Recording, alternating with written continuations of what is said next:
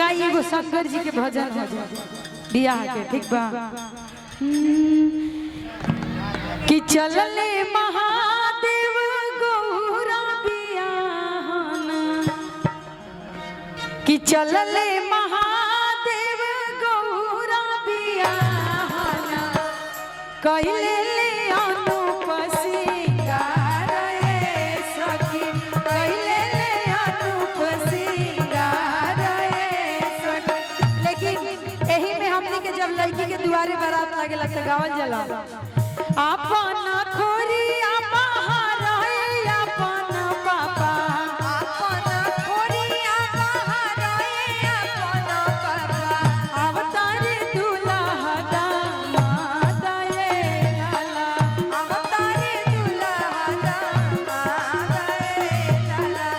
आई के मांगले पूरी कचौड़ी हो, भाई के मांगले पूरी कचौड़ी हो, पियने के मांगे ठंडा पानी ये लाला।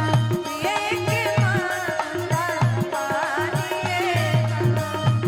और देखी जब चुमावन होला हमनी के यहाँ तो गावे लो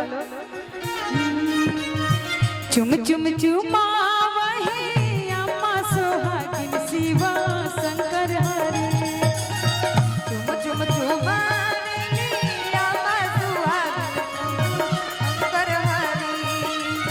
चुम चुम चुमावही अम्मा सोहागिन शिवा शंकर हरे, चुम चामी बिहालिया सीसा जिया सुबर रखबरी, चुम चामी बिहालिया सीसा जिया सुबर रखबरी।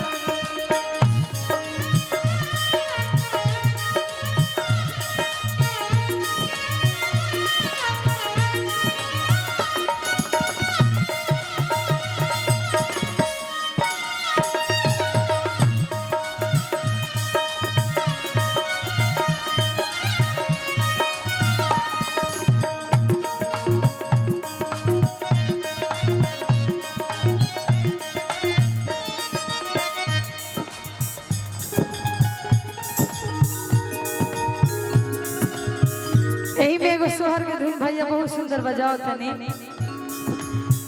अम्मा के बुलाइला त अम्मा नहीं आवेले, हमके बुलाई दया मनाई आवेली। ननद के बुलाइला त मुहे चमकावेले, ननद के बुलाई त मुहे चमकावेली। आई अपना माई से नाता तू रहो ये मुनवा के पापा। अपना भाई से नाता जुड़ा हो ये मुनवा के पापा।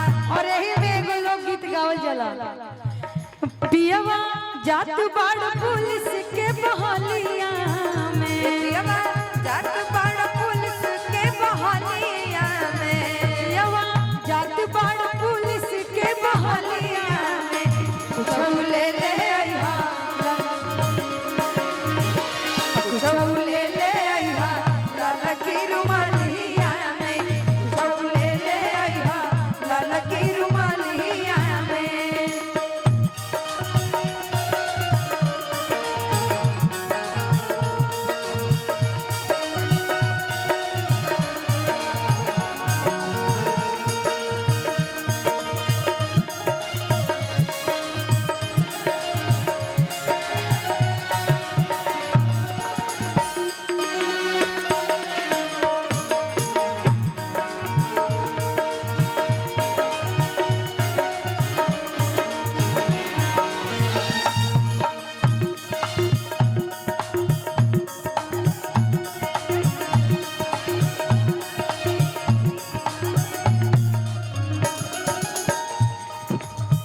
रहिया में याद जब हमरो सताए, लाल का रुमाल लिहा सीना से सटाए, लाल करो मान ली हो सीना से सटाई।